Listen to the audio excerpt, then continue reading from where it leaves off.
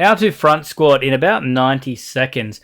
Great movement, very simple to do once you figure out the hands. What you're going to do is walk into the bar, keep your chin over the bar, look either straight ahead or slightly down, and you want to have pretty loose fingers, bringing those elbows up so the bar rests on the shoulders. You're then going to stand up. You can see there that I'm not actually gripping the bar, it's just sitting on the tips of the fingers and sitting on the shoulders. Feet turned out slightly, about hip width or a tad wider. Whatever your regular squat stance is or your preferred squat stance, it should feel comfortable. You should be able to open your legs and sit up comfortably with a nice straight back. As you go through your front squat, you want to make sure that the bar remains sitting on the top of the shoulders, elbows are staying up, torso is nice and strong. That core is not collapsing.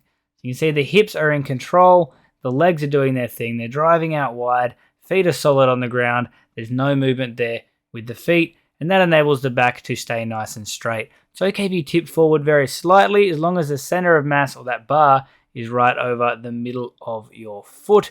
Now basically what we're doing here is letting the knees come forward as they feel the need to. I don't have great ankle range, so it's not very far. That could be a little bit different depending on what your own anatomy is. So that back stays nice and straight, trunk stays nice and strong, and that is the barbell front squat.